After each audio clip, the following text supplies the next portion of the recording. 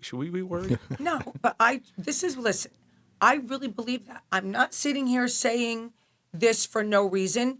It really puzzles me, but people are a little afraid of me, and I don't know why. Maybe they're afraid that they've seen my retaliation tactics, not violence in any way, shape, or form. I'm not, but they see that, I can, if you find out a little, first of all, there's no real dirt about me. My life was good. I had a good life. But I think people are not even Dolores Catania on the show. She's the first one to say, I'm never going to say anything about Kim. There's no way. And we're good friends. But she says that as a friend who, if she was asked to, I'm not going against Kim. Just not doing it. So I'm going to be honest and say it's a little fear, a little respect, a little of both. Now, see, that's one thing you said, too, that gets me. And that's what, about the show, she wouldn't say anything bad if she asked you. Mm-hmm. So, the producers goad you They're guys going to push into... you, but, you could still say no. They try to push me to do a few things. The night that I got the contract, when Michael passed, I'm there with Teresa. We were very good friends. And she was getting this very big award. What she did on, oh my God, I can't think of the name of the show. I won't even say who the head of the show was. But anyway, she did something very nice for a young boy with a kidney disease. And they were giving her an award, and they wanted me to sit at her table and say that Perez Hilton was saying that her husband was cheating. I'm like, there is no chance in hell that I'm going to say this at the table with him sitting there or say this to her that night. And they're tapping me on the shoulder. I'm like, you could tap me all you want because that ain't happening.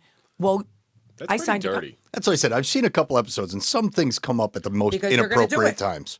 A couple episodes. Almost all of them. I've seen. I wouldn't do seen it. a couple Super of them. fan. I wouldn't do it. No, I'm not a super fan. Super fan. I did see Teresa flip the table, though. Yeah. Was that scripted? That was good. No, it was not. Really? She had a few drinks that night. She gets very angry. She Well, does see, that all the time. that's what I understand. You fuel, They make you drink. You fuel a couple people up. Yeah. Next thing you know, Yeah, they want you to drink. They Well, push the liquor. every one of those shows is about drinking. You're always going to a party. Or, They push the liquor. They You do. know, down at the shore, the house is down the shore, and they're all drinking. And And the guys are doing shots Oh, yeah. like crazy. I'd be on the floor.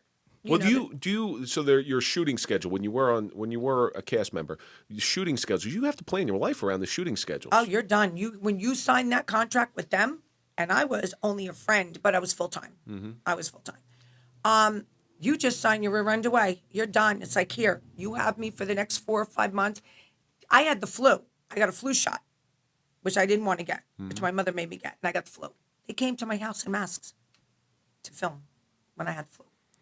now, how did that affect your business? Did that take time away from your business? Oh my God, or? no! My business blew up. No, but I'm saying, did it take you away from your Pretty business, or much. do you have people there Yeah, that would pretty run much, it but for that you? was like secondary. I had somebody working for me, So I was just like, listen, we filmed there. We filmed at the store. The girls would come in and really shop. Was it a means to an end, though? I mean, you knew your life was going to be interrupted. I'm Right. sure you're a very smart woman. Right. But the long game, posh. I was smart. Yeah, it's a business. And I like doing it. When I was on, Kevin, all we did was go for, like you said, we would go for dinners. I had all the like the concierge of RHONJ.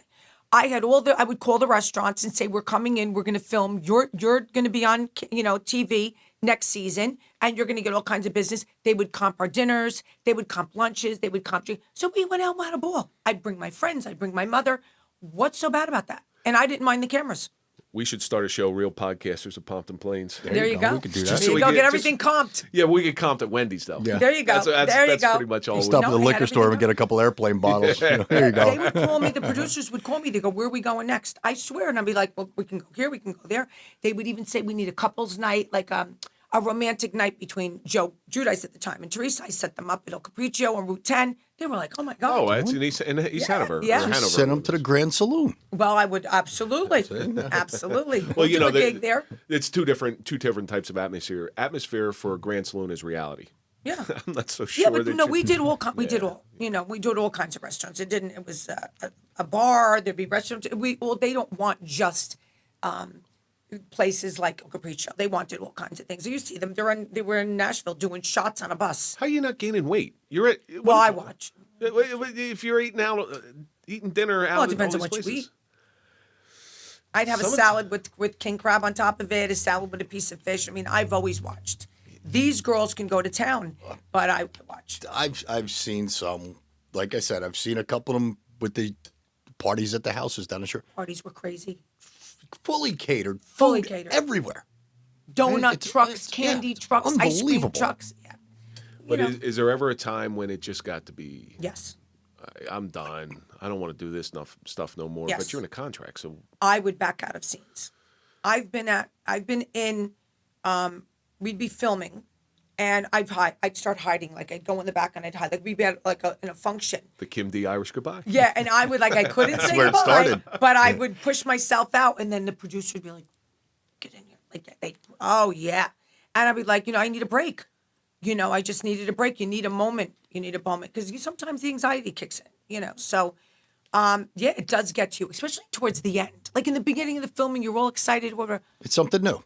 But after like months of this, and they're calling you for every little thing. Like you have to go to Teresa's house, and I brought my dog so the kids would play with the dog, and it does get to you, and I'm sure it gets to these girls. I mean, they're getting paid big bucks, but it definitely gets to you because you never know what's going to hit you. You're not on a show like this where you're going to have a nice conversation. You could walk into a hornet's nest. You never know. They're always looking for that next soundbite. Exactly. Which is vastly different than the way we do things here. We're here to find out the things that you Make go you tick. through. Right. So somebody out there who may think differently of the Housewives is going to go, well, you know what? Kim's a real person. Yes. Kim's a real person. But now I've been the guest on certain shows, and Mike knows which one I'm talking about. In the middle, and I'm supposed to be talking about a police shooting. Yeah. The guy asked me, so what do you think of LeBron James? What do you think about Black Lives Matter? And I'm brand new. Like, I'm not new to the podcast world, but That's crazy. as an That might have been one of the first you did that was the outside. first. Yeah, that was the first. cray. So he was looking for a soundbite. Yep. He- That's and exactly it what they're looking for. Really pissed me off. I don't blame you. Really, really pissed me off. I think one of them was, and they put out the little sizzle clips and everything. He asked me, what was it like carrying a gun? And I said, my exact terminology, forgive my language. I said, well, it's like having another dick. But, and then I go on to say, but it's a huge responsibility. You find Very that out. huge. You find that out very quickly. And I never carried it off duty because of that reason. Well, guess which clip he used? Yeah. Of course. Yeah. Of course. Of course. Cop says this thing. Yeah. I know they have to sell a show. I know Right. what Bravo's all about. If you look on all their shows, That's they're what all they're, pretty that's much what they're the there same. for. And when you sign up for this, you know it. So you can't say, "Oh, I didn't sign up for this." Yeah, you did. But then you have to temper who you are, don't you? I know. You're always going to stay true to yourself in your personal life. But if Yeah. there are times you want to go out and lay one on, all right? You Yeah. maybe want to pull some back. Yeah. You can't do that No. because if you fall down drunk, guess what's going to be the next highlight reel on the show? I did not fall down, but I got one night where honestly I didn't. Thank God I didn't do anything crazy. But I woke up the next day and go, what did I do? Honestly, because there was so many. It was at a house party, and there were so many drinks going around, and it was mixed. Like we had a Cosmopolitan, we had this, we had that. So I'm like, what the hell? The next day I'm calling everybody up. Like they go, no, you didn't do anything wrong, and we could tell you were tipsy. But that night, the producer pushed me out into the middle of where they were making speeches, and it looked like I just jumped out and was like, hey, yeah. Oh. Yeah. So they do things like that to you too. But that night, oh my God, I woke up and I learned my lesson. I said, you do not do this ever again. Because, you're in the moment and the cosmopolitans are coming around. And then, so when you mix, I don't care, who you are, you're going to, feel bad. Thank God I didn't make a fool of myself because it would have been ugly. And when you start drinking, sometimes you maybe forget the cameras are there and just start being yourself. You do. And just you do. And keep that's going. what they want. But if you're a good person and that's you, chances are you get drunk and intensifies. I get happy. You get happy. I'm a happy person. But if you're an asshole and you start drinking, oh yeah, you're going to be a super asshole. It's going to come out. And I Instant asshole, just add alcohol, right? what's that? Instant asshole, just add alcohol. Just Yeah, add there you alcohol. go. Yeah, right. There you go. That's It's true. actually very true. It's true. And I know some of the women on there get caught up, and I know some of the women put on for the show, for the camera, because it's a show, and Right. that is. Is there any specific incident where somebody just got caught up that you know of? Well, I'm going to go back to Teresa. She's not very bright. I call her Forrest Gump. I mean, I'm sorry. And I think Forrest Gump was a great character. She gets caught up all the time. She thinks I think Bravo gave her too much power, which they don't usually do on these shows. They try to keep everyone equal. There's always one that stands out. and I see the progression. She doesn't have to be pushed. So there's some kind of anger inside there. You have to be kind of an angry person to constantly want to be swearing at people and throwing things at people, telling people to pull other people's hair. So there's certain people that don't have to be pushed. And then there's others that they tap on the back and the person's like, no, I don't want to do it. They go, we just gave you 1.2 million. You're going to do it. And you lose a friend. There's friendships lost. There's families lost over this. But then you Like I said, even at those the shows, the one that you were watching the other day, the reunion. the shows. reunion shows. I mean, they're at each other's throats on those things. Brutal. And she has a filthy mouth. And these are people that were all did like everybody on the show know each other before Not really. that? I mean, or knew some of of them each other did. maybe. Some of them did in the beginning. Yes, when they first doing these shows, it was real friendships, real family, real whatever. Now, see, Jersey's hard to infiltrate. You can't. These girls are not warm and fuzzy. So they keep trying to bring on these new characters, these new people. It just doesn't work. Beverly Hills, they have like 8. New Jersey, the most I think they had was 6. I could be wrong, but it's very hard to get on this show. They're not warm and fuzzy girls, and they're not women's women, And I think that's these people that go out and cast this. They know exactly what they're looking for. Oh, exactly. Oh, of course. That's what they do for a living. course. Do they do for a They're living? not looking for me. No. They're not looking and for my you know life. what? And I didn't play ball with them So because you, I would. you couldn't be a Real Housewife anyway. Well, so They're if, not going to play ball, Kevin. They're not going to tell you what to do. if somebody pushed me out there and tried to make me look like a fool, I have a different way of dealing with things than, say, somebody that's always on camera. I don't give a shit if I'm on camera because all I need to do is petty disorderly or less, and I still keep my pension. Right. There you go. There you Right? go. So I know this going in, but so Kathy, what's Kathy? Wachili? Wachili. So her husband, here's the weird connection I have with the Real Housewives. Her husband and one of the owners of a coffee shop in Roseland, the town I used to work in. Okay. So when Sandy hit and there was no gas, all the Real Housewives would come to this gas station in Roseland. Really? And I actually, I'm sitting there I was just out there working security, and I'm sitting there talking to this woman, beautifully nice woman, little butch, but very, very nice woman. And the owner comes out, Paul's his name, and he says, "Don't you know who this is?" I'm like, "Yeah, it's a woman waiting for gas." She goes, "No, she's on the Real Housewives." It was Rosie. Rosie. Well, she's the one who beat me out on the Instagram. She had more Instagrams. because Kevin followed her. Listen, we need more Instagram followers. Let's go. Yeah, Kim DePaola. That's right. But she was a wonderful woman. And Oh, sweet. So I started asking her because I was curious. I said, I don't watch the show, but my wife is a diehard fan. Right. And I even called my wife. I'm like, Guess who's here? who's the butchy girl? Who's the butchy girl? And in the back, Rosie heard me and she said, "Tell her it's Rosie." Yeah. But she's a cute. sweetheart. And she goes, "Well, look, I don't want to be on the show, but there are certain causes that I champion that this show is going to give me the opportunity that I wouldn't agree. be able to do on my own. Just like I know you're a businesswoman, I know you have Yes. your own personal interests. There's reasons why people get themselves involved. Right. But the average person wants to be famous, and they don't know why That's they what the want. bottom line is. They don't want to be. They don't know why they want to be famous. Listen, there was an interview just recently that I was watching between Teresa Giudice and I think the girl's name was Alessia from Miami. So 2 girls, one just got married and Teresa's getting married. Alessia, I think, set her up because Alessia is very smart. So she says to Teresa, "Are you going to take his name?" Because Teresa's getting married. Well, he told me that I should keep my name because I'm Teresa's Giudice and that's how everyone knows me, right? So Alessia hits her. Well, I'm very old-fashioned, and my husband wanted me to take his name, so I took his name. Like, it didn't matter to me that everyone knows me by this name. I'm in love with this man. I'm marrying him, and he wants me to take his name, and I'm going to take his name. Her maiden name is Gorga. It's a known name. Right. Well, Giudice is her Her married stage name. name. This is what everybody knows her at Giudice. So she's going to keep that.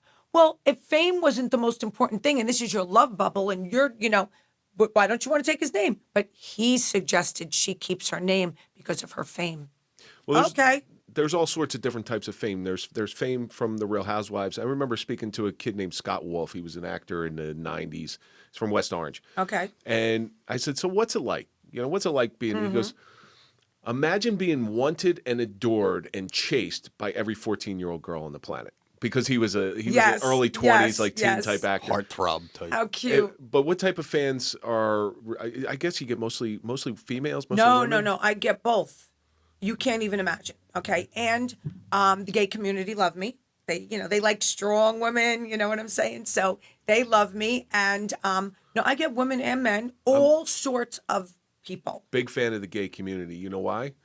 Because they're not after women. It's just more There for the you rest go. of us. There you go. But no, they just get a kick out of that. I just tell it like it is, and that my flamboyancy in a way. They love that. So and also a lot of my very dear friends and the person that I do my podcast with, David Yontif, shout out. We do our podcast, which is on Patreon on Saturdays. David and Kim D recap. So I don't know. Like they always wanted me to do appearances in gay bars and all that, but I'm not about appearances because, as you know, I go in early and leave early. So by the time people would get there, I'd be gone. Actually, appearances are perfect because you're there for an hour and you're Well, done. yeah, but they don't. They want you to start. They want you to start at 9 o'clock, 10 o'clock. In these See, places. that's. But yes, all. I could do an appearance in my bed at 10 o'clock That's at night. exactly That's about right. it. That's exactly right. That's why sometimes I do the podcast from my bed. But yeah, all sorts, all different. And a lot of the guys will come over. They go, "Oh, my wife loves me. Can I get a picture?" Like, sure. And then the wives go, "Yeah, right." He watches you too. It's cute. That's cute. You It was brought very up cute. something before. You said fear. Is there any fear of, No. of like one of these stalker fans or anything like that? I mean, you just hear had it all two the time. stalkers. That's amazing that you brought this up. It had nothing to do with the show. Okay. But I met them because I was on the show and they came to my store and they shopped. Two separate women that became friendly with them. And they came to me because I'm on the show. Okay. So that is a stalker because of the show. Yeah. What happens is, very long story, one guy gets involved. And then because I'm very good friends with him, one is accusing me of being with him. And the other one is mad because I didn't help her out when she was being accused. So I'm like, listen, I don't get involved in these things, restraining orders and this and that. All of a sudden, I'm getting, and this has been going, I could talk about this now because we caught one. I'm getting for the past 7 months, burner numbers coming in twice a week, hitting me like, you're this, you're that. I mean, Mike, throw away the phone.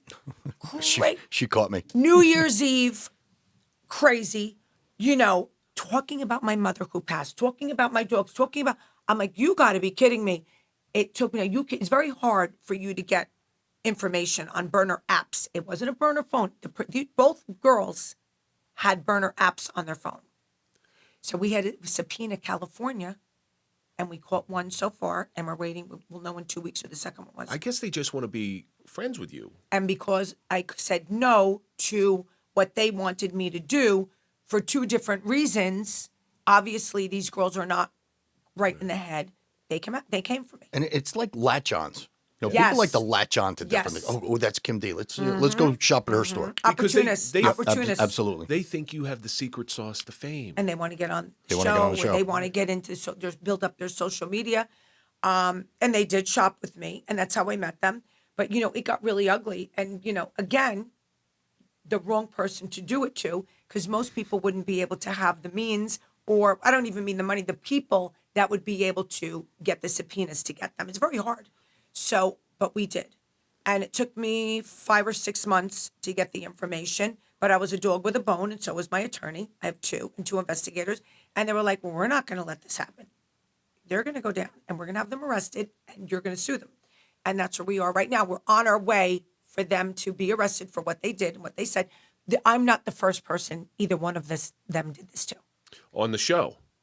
No, in life.